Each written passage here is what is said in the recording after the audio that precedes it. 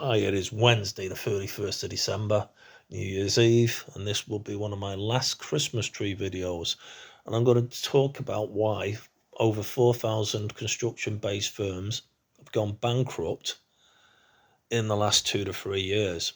And that is actually accounting as the largest single group in the UK for 15% of the bankruptcies. And why in particular it's hit construction firms. Now, and this includes bigger and smaller construction firms, because unfortunately, a lot of them have tied themselves into fixed rate contracts. Now, fixed rate contracts means you've accepted a price at a certain rate, and now that could have been a year, 2 years previously.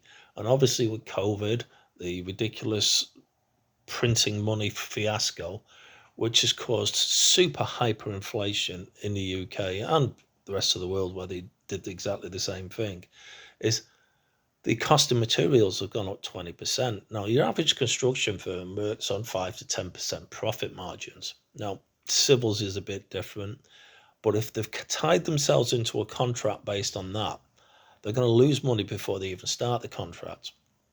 Now, some of the bigger ones, huge construction firms are running massive debts at the moment. I mean, some of them in hundreds of millions of pounds in debt, and even the big multi-conglomerate ones are in the billions of pounds of debt. But they can ride it over because, as often been said by politicians, they're too big to fail. However, the smaller construction firms that have been tied in, they're just going to get nailed. So you'll see videos online or YouTubers talking about not working site work anymore. These are brickers who just do domestic now and do private works because they reckon the site work's falling off a cliff. Now, like with everything else in the UK, house construction is in the same boat as what I've previously stated. They've purchased huge amounts of land at certain rates. And obviously with inflation, costs going up, they're tied in at having to produce houses at a certain rate. They can't afford to build the houses at that rate.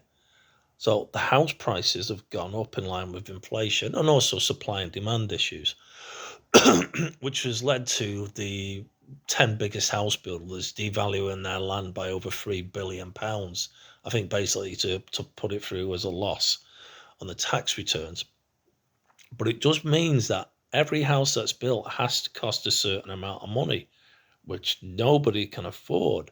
So eventually, in the next year or so, despite what they're building, nobody's going to buy them because it's too expensive.